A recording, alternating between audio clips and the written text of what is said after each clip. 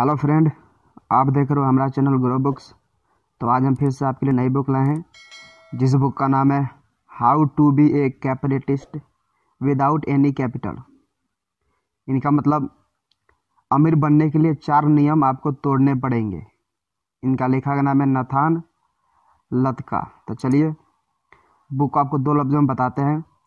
How to be a capitalist without any capital 2019 किताब capital system के secret से पर्दा उठाती है और उभरते एंटरप्रेन्योर्स को बताती है कि कैसे वह बिना कैपिटल बहुत सारा पैसा कमा सकते हैं। क्रिएटिव हैक्स और एक्शनेबल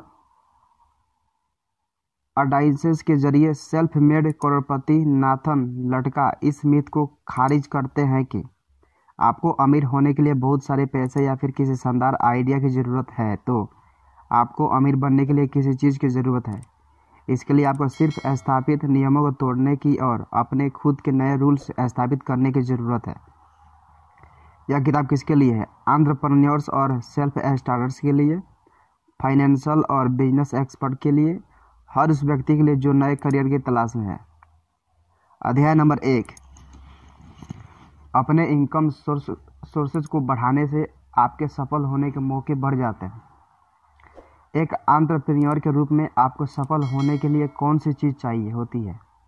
इस बारे में अक्सर ज़्यादातर लोगों की राय कड़ी मेहनत, ओरिजिनल आइडियाज़ और सिंगल माइंडली अपने गोल्स को फॉलो करना होता है। लेकिन वास्तविकता इससे काफ़ी अलग है। बहुत सारे क्रिएटिव जीनियस जैसे स्टीव जॉब्स ने बिजनेस बुक्स का हर एक रूल तोड़ा है जो सफल होने के लिए ज़रूरी है। इसके बावजूद भी वे ज़बरदस्त तरीके से कामयाब हुए। इन लोगों ने अपने खुद के आइडियाज़ बनाने के बजाय दूसरों के आइडियाज़ को कॉपी किया है और उसमें अपना खुद का यूनिक तड़का लगाया है।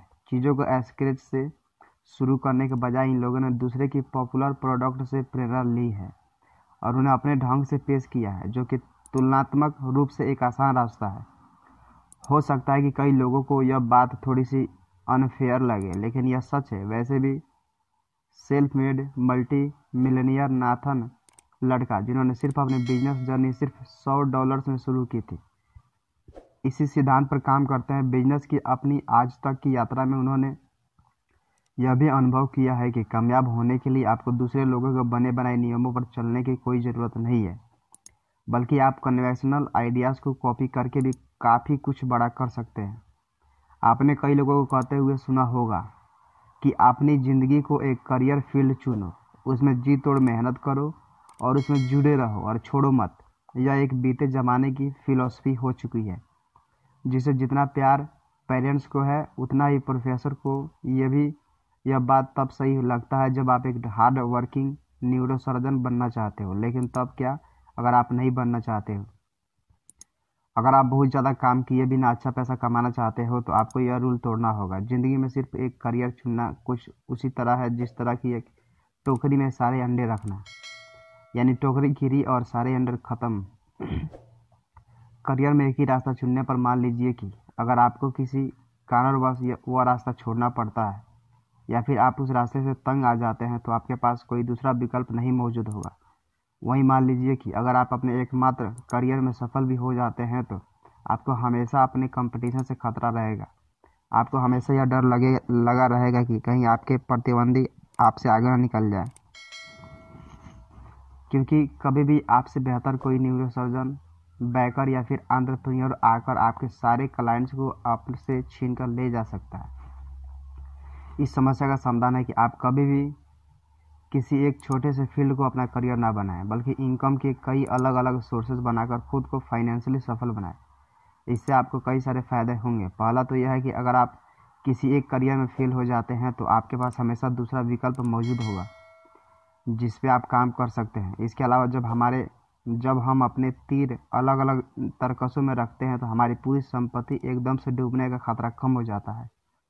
इनकम के बहुत सारे अलग अलग स्रोत बनाने का दूसरा फ़ायदा यह होता है कि हम अपनी ओवरऑल इनकम को कई गुना तक बढ़ा सकते हैं। अब इस किताब के लेखक नाथन लटका को ही ले लीजिए। उन्होंने अपना पॉडकास्ट 2016 में लॉन्च किया था, जो कि उनकी कमाई का एक छोटा सा मगर अच्छा जरिया है। बहुत सारे स्पॉन्सर उनके शो पर अपना कंटेंट प्रसारित करने के लिए उन्हें पैसे देते हैं और उनके शो पर जितने ज़्यादा सुनने वाले होते हैं स्पॉन्सर्स के द्वारा पे की जाने वाली रकम भी उतनी ज़्यादा होती है। लेकिन ये पॉडकास्ट की उनकी इनकम एक मात्र जरिया नहीं है, बल्कि इसके साथ वे टॉप इनबॉक्स नाम के एक ऑनलाइन टूल के मालिक भी हैं जो जीमेल यूजर्स को स्पेशल फीचर्स प्रदान करता है। मसलन किसी ईमेल को अभी लिखकर उसे किसी दूसरे दिन पर स्केड्यूल करके भेजना। आप टूल टॉप इनबॉक्स के इंटरफेस पर पॉप अप्स लगाकर और वे भी ज़्यादा लोगों को अपने स्पॉन्सर की वेबसाइट पर भेजते हैं। यह और भी ज़्यादा फायदेमंद है क्योंकि इससे स्पॉन्सर को और भी ज़्यादा एक्सपोजर मिलता है, जिससे ऑथर उन्हें स्पॉन्सर करने के लिए भी ज़्यादा चार्ज कर सकता है। आपको यह जानकर हैरानी हो सकती है कि वे आज अपने पॉडकास्ट की स्पॉन्सरशिप के लिए $160,000 चार्ज करते हैं। अध्याय नंबर 2, सफल कंपनियां अपने कंपटीटर्स की नकल करती है और आपको भी करना चाहिए। अक्सर हम सुनते हैं कि दूसरे की कॉपी करना बुरी बात है, जिसमें बिजनेस में भी सिखाया जाता है कि नकल करना अनैतिक है और जब तक हमारे पास कोई शानदार ओरिजिनल आइडिया ना हो तब तक हमें बिजनेस प्लान नहीं करना चाहिए। और यही वह दूसरा नियम है जिसको आपको तोड़ना है अगर आपको एक सफल कैपिटलिस्ट बनना है तो। इस बात पर कोई दो राय नहीं है कि सफल कंपनियां भी अपने प्रतिद्वंदी की कॉपी करती है। वे हमेशा से ऐसा करती आई है, वे करती रहेगी और यही वह सच्चाई है जिससे ज़्यादातर टॉप एंटरप्रेन्योर्स अच्छी तरह से वाकिफ है। कंपनियां न सिर्फ एक दूसरे से प्रतिस्पर्धा करती है बल्कि कई बार वे किसी कंपनी का आइडिया कॉपी करके उसे किसी दूसरे इंडस्ट्री में अप्लाई करती है। मिसाल के तौर पर वेल्थ फ्रंट नामक एक इन्वेस्टमेंट मैनेजमेंट कंपनी को ही ले लीजिए, जो अपने क्लाइंट्स की संपत्ति को मैनेज करने के लिए लेटेस्ट सॉफ्टवेयर का इस्तेमाल करती है। फाइनेंशियल सेक्टर में यह ऐसी कंपनी थी जिसने अपने वर्तमान क्लाइंट्स द्वारा नए क्लाइंट्स को अपने से जुड़ने पर उन्हें इनाम देने की पॉलिसी लागू की थी। अगर कंपनी के वर्तमान क्लाइंट्स नए क्लाइंट्स को कंपनी के दरवाजे तक लाने में कामयाब हो जाते हैं तो उन्हें $10,000 की फाइनेंशियल मैनेजमेंट सेवा मुफ्त में प्रदान की जाती है। यह कंपनी जिस क्षेत्र से थी उसके हिसाब से एक नया आइडिया था, लेकिन वास्तव में यह वेल्थ फ्रंट के CEO एंडी राशिफ का अपना आइडिया नहीं था। उन्होंने खुद यह स्वीकार किया है कि उन्हें इस आइडिया का प्रेरणा फाइल होस्टिंग सर्विस ड्रॉपबॉक्स से मिली थी, जो अपने वर्तमान कस्टमर के द्वारा नए कस्टमर के जुड़ने पर फ्री डिजिटल स्टोरेज स्पेस प्रदान करती थी। और इस स्ट्रेटजी को अप्लाई करने के लिए ज़रूरी नहीं है कि आप एक बड़ी कंपनी के मालिक हो, बल्कि यह रणनीति जितने फायदेमंद बड़ी कंपनियों के लिए उससे उतना ही फायदेमंद छोटे बिजनेस को भी उठा सकता है। इस स्ट्रेटजी को उपयोग करने के लिए सबसे पहले आपको अपने प्रतिद्वंदी को उन खासियतों को पहचानना होगा जो उसे कामयाब बनाती है। इस काम को करने में ETSY जैसे ऑनलाइन मार्केट प्लेस के आपकी मदद कर सकते हैं और आपको बताया जा सकता है कि आपके राइवल्स कैसे काम कर रहे हैं। चलिए जानते हैं कि आप ऐसा कैसे कर सकते हैं। मान लीजिए कि आप सबसे ज़्यादा बिकने वाली वुमन टी-शर्ट प्रोड्यूस करना चाहते हैं, तो अगर आप अपने प्रतिद्वंदियों के बारे में कुछ जानकारी इकट्ठा करते हैं तो आप कुछ ही समय में यह जान जाते हैं कि किस तरह की टी-शर्ट्स महिलाएं ज़्यादा खरीदती है। आजकल कैट्स कॉफ़ी और विंस वाली शर्ट्स को खरीदना महिलाएं अक्सर पसंद करती है। इसके अलावा योगा आसन की शर्ट्स का भी काफ़ी क्रेज महिलाओं में देखने को मिलता है। एक बार जब आप सही कंसेप्ट को ढूंढ लेते हैं तो फिर आपको सबसे पॉपुलर टी-शर्ट स्टाइल ढूंढना चाहिए और अक्सर महिलाएं काले बैकग्राउंड पर सफ़ेद रंग के टेक्स्ट या फिर इमेजेस को पसंद करती है। इस तरह आपके पास अपने स्मॉल बिजनेस के लिए बेस्ट सेलिंग टी-शर्ट आइडिया आ जाता है। हाथ में वाइन का गिलास लेकर योग कर रही बिल्ली। जब आपको सिर्फ उन्हें डिज़ाइन करना है तो उन्हें कम खर्च में प्रिंट करवाने की व्यवस्था करनी है और इस तरह से आपका बेस्ट सेलिंग बिजनेस तैयार है। सिस्टम इंडिविजुअल गोल्स से ज़्यादा ज़रूरी है और यही वजह है कि आपको रूटीन वर्क आउटसोर्स करना चाहिए। बहुत सारे लोग अपने लक्ष्य को पूरा करने में ही लगे रहते हैं और ऐसा हो भी क्यों ना, आखिर एक चुनौतीपूर्ण लक्ष्य को पूरा करने के बाद मिलने वाला प्रमोशन या ट्रॉपिकल ट्रिप का मज़ा ही कुछ और होता है। लेकिन इन फायदों से थोड़े थोड़े परे सोचे तो लक्ष्यों के साथ कई सारी परेशानियां भी है जो हमें अक्सर जाल में फंसाती है। इसलिए अगर आप एक सफल एंटरप्रेन्योर बनना चाहते हैं तो एक ऐसा रूल है जिसे आपको हर हाल में तोड़ना होगा। ऐसा इसलिए क्योंकि सफलता अक्सर सिस्टम पर आधारित होती है, ना कि इंडिविजुअल लक्ष्यों पर। चलिए पहले जान लेते हैं कि सिस्टम आखिर होता क्या है। आसान भाषा में कहे तो सिस्टम एक ऐसी प्रक्रिया है जो आपके काम के आउटपुट को ऑटोमेट करने में मदद करती है। अब लेखक को ही ले लीजिए, उन्होंने 2010 में अपनी पहली कंपनी हेओ लॉन्च कर दी थी। उनका बिजनेस आइडिया कस्टमर्स को फेसबुक फैन पेजेस बेचना, जिन्हें बनाने और मेंटेन करने में करीब 700 का खर्चा आ रहा था, $700 का खर्चा आ रहा था। जब लेखक ने बिजनेस की शुरुआत की तो उनका मॉडल गोल ओरिएंटेड था, यानी वे हर महीने एक निश्चित संख्या में फैन पेजेस बेचना चाहते थे। लेकिन जल्द ही उन्हें अपना नज़रिया बदलना पड़ा। अपने सिस्टम पर थोड़ा विचार करने के बाद लेखक ने एक ऐसा सॉफ्टवेयर बनाने की सोची जो लोगों को अपने खुद के फैन पेजेस बनाने का मौका दे। इस सिस्टम को तैयार होने और पूरी तरह लॉन्च में थोड़ा वक्त जरूर लगा, लेकिन कुछ ही वक्त में इस सिस्टम ने लेखक के कारोबार के पूरी तरह बदल कर रख दिया। सिस्टम के आ जाने के बाद लोग लेखक की कंपनी के सॉफ्टवेयर को इस्तेमाल करने के बदले $300 प्रति महीने पे कर रहे थे। इस तरह सारी मेहनत वह खुद कर रहे थे और फायदा लेखक के बिजनेस को हो रहा था। यह एक रूटीन वर्क को आउटसोर्स करने का एक बेहतरीन उदाहरण है, जो खुद के लिए सिस्टम को तैयार करने की तरह पहला कदम है। इस तरह आप अपना कीमती वक्त आसानी से उन कामों को दे सकते हैं जो आपके लिए सबसे ज़रूरी है, जैसे लेखक के लिए पॉडकास्ट के पोटेंशियल गेस्ट को ईमेल भेजना। और इस बात की काफ़ी अच्छी संभावना है कि आप अपने सिस्टम के लिए काम को आसानी से आउटसोर्स कर पाए। लेकिन कैसे? चलिए इसे एक उदाहरण के माध्यम से समझने की कोशिश करते हैं।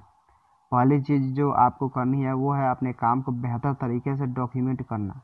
इसके लिए सबसे पहले अपने लॉगिन डिटेल्स को लिखिए, फिर उन लोगों के बारे में लिखिए जिन तक आप पहुंचना चाहते हैं, और फिर अपने काम को पूरा करने के लिए स्टेप बाय स्टेप तरीका बनाइए। यही आपका सिस्टम है। इसके बाद बस आपको स्टारबक्स में जाना है और उन 5 लोगों को $5 का गिफ्ट कार्ड देना है जिन्होंने आपका रूटीन टास्क सफलतापूर्वक पूरा किया है। अगर उन्हें अपना रूटीन टास्क करने में कोई समस्या नहीं होती है तो समझ लीजिए कि आपके एक शानदार सिस्टम तैयार कर लिया है। अब बस आपको उस सिस्टम को चलाने के लिए एक योग्य व्यक्ति की तलाश करनी है जो उसे पूरी जिम्मेदारी के साथ चला सके। अध्याय नंबर 3, अच्छे से फल फूल रही किसी इंडस्ट्री को चुनना जल्दी अमीर बनने का एक शानदार तरीका है। अभी तक हम कई ऐसे रूल्स के बारे में चर्चा कर चुके हैं जो आपको अमीर बनाने के लिए तोड़ने ही होंगे, लेकिन इस अध्याय में हम एक ऐसा रूल के बारे में बात करेंगे जिससे आपको तोड़ना नहीं बल्कि अपनाना है। इससे पहले कि हम उस रूल के बारे में जानें, 19वीं सदी के गोल्ड रश पर विचार करना जरूरी है। उस जमाने में दुनिया भर से कामगार महंगी धातुओं की तलाश में दुनिया भर में बस गए। एक तरफ जहां लोग सोने चांदी के खदानों को खोदकर अमीर हो रहे थे, वहीं दूसरी तरफ कुछ लोग एक दूसरे तरीके से भी अमीर बन रहे थे, और वो तरीका था सोना खरीदने वाले को खुदाई करने के औजार बेचकर। कहने का मतलब है कि उस इंडस्ट्रीज को सहयोग प्रदान करके जो पहले से ही अच्छा तरह फल फूल रही है, हम जल्दी से अमीर बन सकते हैं। उदाहरण के तौर पर फ्रेश फूड डिलीवरी बिजनेस को ही ले लीजिए। फूड डिलीवरी इंडस्ट्री फल फूल रही है और हेलो फ्रेश और जैसी ब्लू अप्रोन जैसी कंपनियां ज़बरदस्त तरीके से पैसा कमा रही है। लेकिन इन सभी कंपनियों में लॉजिस्ट की एक कॉमन प्रॉब्लम है, जो है अपने डिलीवरी पर्पस और कस्टमर के बीच कोऑर्डिनेशन स्थापित करना। इस फल फूल रही इंडस्ट्री की समस्या को 2012 में ऑन फ्लीट नाम के स्टार्टअप ने दूर किया। उन्होंने एक ऐसा सॉफ्टवेयर तैयार किया जिससे कंपनियां अपनी डिलीवरी सिस्टम आसानी से मैनेज कर सकती थी। 2016 आते आते ऑन फ्लीट ने सैकड़ों कंपनियों को अपना ग्राहक बना लिया, जिनमें हेलो फ्रेश जैसी कंपनियां भी शामिल थी। साथ ही उसका रेवेन्यू भी $2.1 मिलियन को पार कर गया। तो आप कैसे इस सिद्धांत को अपने बिजनेस में इस्तेमाल कर सकते हैं? यह बहुत आसान है। इसमें आपको बस कुछ ट्रिक्स में महारत हासिल करनी है।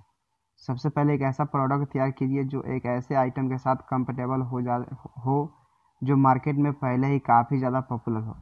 उदाहरण के लिए अमेज़ॉन पर सबसे ज़्यादा पॉपुलर आइटम में से एक है आईफोन के केस। अक्सर कंपनियां पहले से ही पॉपुलर किसी प्रोडक्ट के जैसा ही प्रोडक्ट लॉन्च करती है और अक्सर उनके प्रोडक्ट्स काफ़ी कामयाब भी होते हैं। यही सिद्धांत है कि सर्विस देने वाली कंपनीज के लिए भी काम काम करते हैं। उदाहरण के लिए गेट फीडबैक कंपनी जो कस्टमर पर सर्वे करने में कंपनीज की मदद करती है। द्वारा बनाए गए ऐप्स को ही ले लीजिए। आईफोन के केस वाले उदाहरण के जैसे ही इसका बिजनेस भी पहले से ही पॉपुलर प्रोडक्ट को सहयोग करने से चलता है। यह कंपनी दूसरी कंपनियों के लिए कस्टमर डाटा तो कलेक्ट करती ही है, साथ ही साथ उस डाटा को समझने और उसके हिसाब से एक्शन लेने का काम भी करती है, जो बेहतर स्ट्रेटजी को बनाने में काफ़ी मददगार है। अध्याय नंबर 4, अपने पास मौजूद संसाधनों का सर्वश्रेष्ठ प्रयोग करना मितव्ययता और बचत से ज़्यादा कारगर है।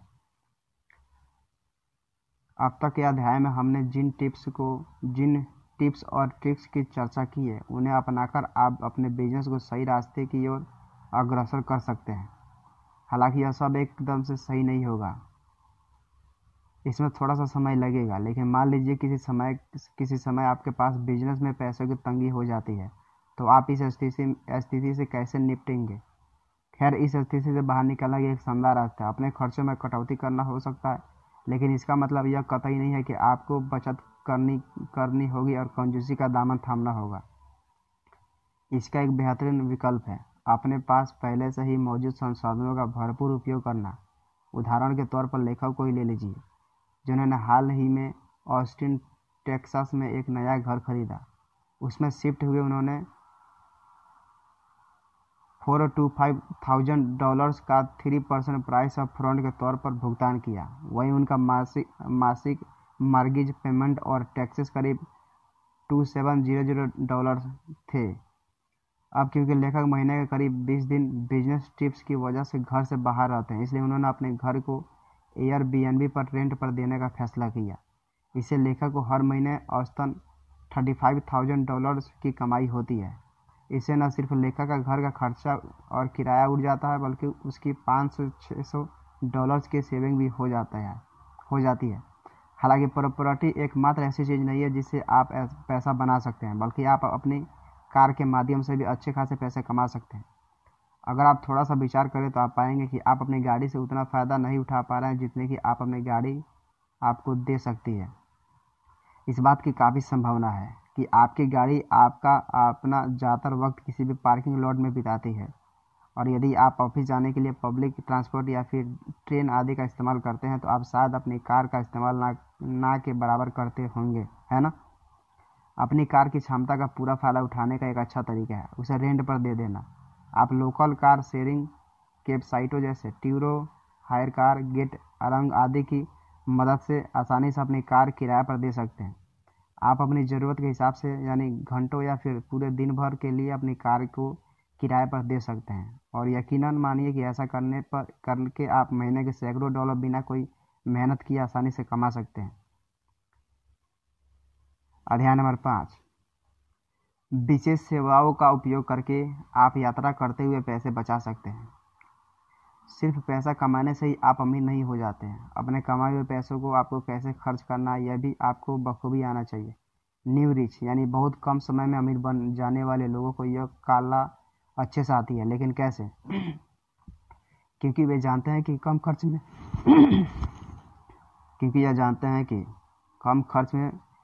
कम खर्च में भी ठाठ बाट की ज़िंदगी कैसे जी जाती है। इस अध्याय में हम जानने वाले हैं कि कैसे ये लोग बिना अपना बैंक बैलेंस बिगाड़े शानदार लाइफ स्टाइल जी पाते हैं। बिजनेस क्लास की टिकट में दुनिया की हवाई सैर करने से ज़्यादा लग्जरी चीज़ शायद ही आज कोई इस दुनिया में होगी। लेकिन ख़ास बात तो यह है कि इसमें बहुत सारा पैसा खर्च नहीं होना चाहिए। यहाँ तक कि अगर आप स्पेशलिस्ट कंपनीज का इस्तेमाल करते हैं तो आपका बिल बहुत ही कम हो जाता है। उदाहरण के लिए लेखक को ही ले लीजिए। उन्होंने पहले 45 दिनों तक फर्स्ट क्लास की सैर बहुत ही सस्ते में की। लेकिन कैसे? बेहद आसान है। एयर माइल्स कलेक्ट करके अगर आप अपने सारे बिजनेस के खर्चे किसी खास क्रेडिट कार्ड जैसे चेस सेफ्रिम रिजर्व के माध्यम से पे करते हैं, तो आपके अच्छी संख्या में एयर माइल्स मिल जाता है। एक बार जब आपके पास अच्छी संख्या में पॉइंट्स जमा हो जाते हैं, तो आप फ्लाइट फॉक्स पर जा सकते हैं, जहां पर आप फैसले कर सकते हैं कि आपको अपने पॉइंट्स का इस्तेमाल किस तरह से करना है। उदाहरण के तौर पर लेखक ने फ्लाइट फॉक्स को सिर्फ $50 का भुगतान किया, जिसने बदले में उसे 45 दिन की लंबी यात्रा के लिए फर्स्ट क्लास टिकट दिया गया। उसकी यह यात्रा आसियान से शुरू होकर बैंकॉक में ख़त्म हुई, जिसमें उसे टिकट के लिए मात्र $120 खर्च करने पड़े। लेकिन इससे भी बढ़िया खबर यह है कि कई बार आपको लग्जरी यात्रा करने के लिए बिल्कुल भी पे नहीं करना होता है। कई लोगों को हो सकता है कि यह बात पचे नहीं, लेकिन यह बात बिल्कुल सीधा और साफ है। अगर आपकी फ़्लाइट कैंसिल हो जाती है या फिर उसमें देरी हो जाती है तो आप एयरलाइन पर मुकदमा दर्ज कर सकते हैं, और आप क्लेम कम्पास और एयर हेल्प जैसी सेवाओं के द्वारा ऐसा आसानी से कर सकते हैं। ये सर्विसेज उन ट्रैवल कंपनियों के विरुद्ध केस फाइल करने में लोगों की मदद करती है जिनकी सेवाएं मानकों पर पूरी तरह से खरी नहीं उतरती। इसके लिए आपको बस अपने बोर्डिंग पास की कॉपी जमा करवानी होती है और एक छोटा सा फॉर्म भरना होगा, और इस बात की काफ़ी संभावना है कि आपको हर्जाने के तौर पर हवाई कंपनी की तरफ से करीब $400 का पे आउट मिले। इसलिए अगर अगली बार जब भी आपकी फ़्लाइट डिले हो तो घबराएं नहीं, बल्कि खुश हो जाए। अध्याय नंबर 6।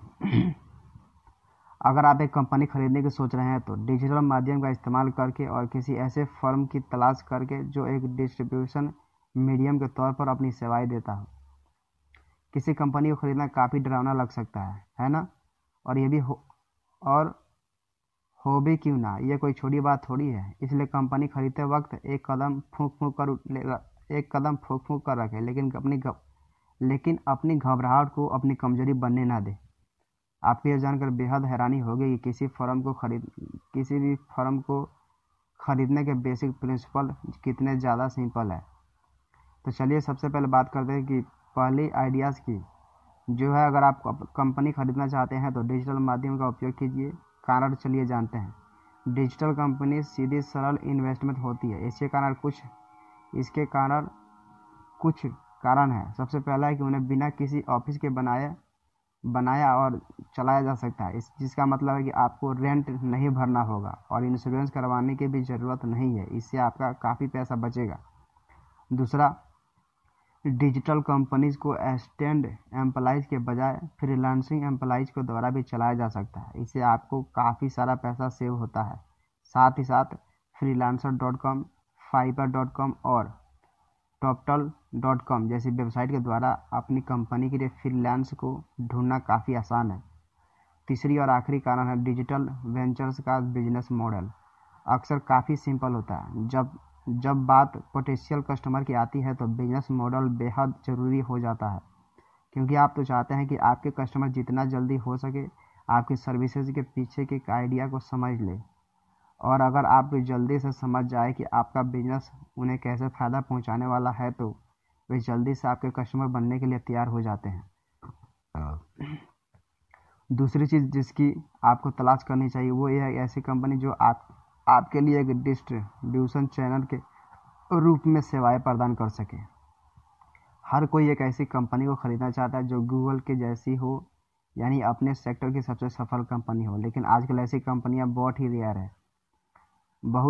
है। उन्हें खरीदना बेहद कठिन है। इसका मतलब आपको किसी ऐसे बिजनेस को खरीदना चाहिए जो गूगल जैसे किसी जॉइंट कंपनी के लिए डिस्ट्रीब्यूशन का काम करता हो। यही कारण है जिसकी वजह से लेखक ने माली टू क्लाउड नाम का एक गूगल क्रोम एक्सटेंशन खरीदा, जो लोगों के उनके जीमेल अकाउंट्स मैनेज करने में मदद करता है। यह एक अच्छी निवेश चॉइस थी, क्योंकि इस तरह की कोई भी अन्य सर्विस मौजूद नहीं थी और इसके वर्तमान ग्राहक इसे काफ़ी पसंद करते हैं। लेखक ने इसे खरीदने के बाद इसका नाम बदलकर टॉप इनबॉक्स कर लिया और आज यह लेखक के टॉप वेंचर में से एक है। अध्याय नंबर 7। अपने ग्राहकों की संख्या को लिमिटेड रखकर और उनसे एक छोटा सा सवाल पूछकर आप अपनी इनकम दोगुनी कर सकते हैं। अक्सर लोगों को लगता है कि इस किताब से लेखक यानी नाथन लड़का अपनी डिजिटल कंपनियों और पॉडकास्ट के माध्यम से पैसा कमाते हैं, जो कि आधा सच है।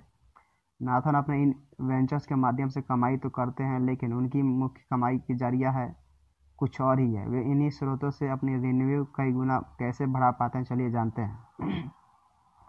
सबसे पहला काम जो आपको करना है वो है अपने ग्राहकों से पूछना है कि वे कौन कौन से ऐसे प्रोडक्ट खरीद रहे हैं जिनके सामने प्रोडक्ट्स आपके पास भी मौजूद है। उदाहरण के लिए, अगर आपका प्रोडक्ट एक ऐसा सॉफ्टवेयर है जो लोगों के टैक्स रिटर्न भरने में मदद करता है, तो आप पता लगा सकते हैं कि लोग इस प्रकार के कौन से अन्य सॉफ्टवेयर इस्तेमाल कर रहे हैं। एक बार आपको इस सवाल का जवाब मिल जाता है तो आपके पास कई नए रास्ते खुल जाते हैं। पहला रास्ता तो यह है कि आप उस कंपनी को खरीद सकते हैं जिसमें पूरे मार्केट में आपका मोनोपोली यानी एकाधिकार हो जाए। दूसरा, आप अपने प्रतिद्वंदी के साथ डील कर सकते हैं और कोलैबोरेट कर सकते हैं, अतः आप उनके प्रोडक्ट को कॉपी कर सकते हैं और अपनी सर्विसेज के पैकेज के साथ शामिल करके सेल कर सकते हैं।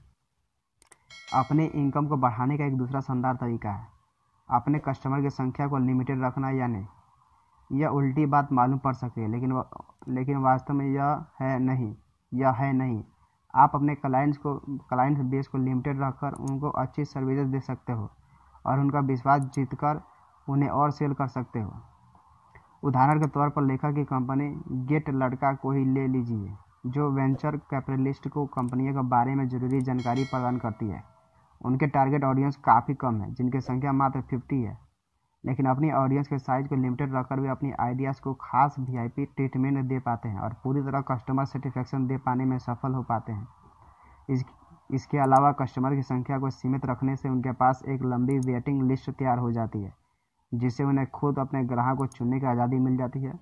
अगर कभी लेखक अपना प्राइस बढ़ा देते हैं और उनके कुछ कस्टमर छोड़कर चले जाते हैं, तो भी उनके पास कई अन्य ग्राहक वेटिंग लिस्ट में मौजूद होते हैं, जो नए बढ़े हुए प्राइस में भी अंदर आने के लिए हमेशा तैयार रहते हैं। इस तरह से कुल मिलाकर लेखक बिना किसी झिझक अपने ग्राहकों को बेस्ट सर्विसेज देते हुए अपने प्राइसेस को भी बढ़ा सकते हैं। अब तक आप शायद जान चुके होंगे कि अमीर बनना उतना भी कठिन नहीं है जितना हमसे ज़्यादा लोगों का ख्याल होता है। अमीर बनने के लिए आपको बस कुछ बेकार के नियम तोड़ने और एक लंबी छलांग लगाने की ज़रूरत होती है। कुल मिलाकर सफल बनने के लिए आपको कुछ नया नियम तोड़ने होंगे। लोग अक्सर कहते हैं कि नकल करना बुरी बात है। आज की प्रतिस्पर्धी दुनिया में आगे बढ़ने के लिए आपको इस नियम को भी बिना किसी झिझक के तोड़ना होगा। अपने बिजनेस के लिए एक सिस्टम बनाइए और अपने कामों को आउटसोर्स कीजिए। अब बस अपने बिजनेस के ज़माने का इंतज़ार कीजिए। इस दौरान आप अपने संसाधनों का भरपूर प्रयोग करके ट्रैवल के दौरान पैसे बचाकर अच्छा खासा कमाई कर सकते हैं। इस तरह से कुल मिलाकर आप सही लाइफ स्टाइल भी जी सकते हैं। क्या करें? रात चलते इन्वेस्टमेंट के मौके हासिल करें। किसी कंपनी में निवेश करना कोई बच्चा का खेल नहीं है, क्योंकि अगर आप किसी इंडस्ट्री में इनसाइडर नहीं हैं तो इस बात के काफ़ी चांसेस है कि आपको नहीं पता है कि क्या करना है। अपनी नाक के रास्ते पर चलना और अपनी हिम्मत पर विश्वास करना एक अच्छा विकल्प है। लेखक लड़का का एक सबसे शानदार इन्वेस्टमेंट ऑस्टिन टेक्सास में एक हॉस्टल में है, जहां का वातावरण और ओनर उन्हें इतना पसंद आया कि उन्होंने एकदम से इन्वेस्ट करने की सोच ली। वातावरण का निरीक्षण करना और अपनी कंपनी कैसे व्यक्ति के हाथों में है, इस बात का गहन निरीक्षण करके आसानी से अच्छी जगह पर निवेश किया जा सकता है।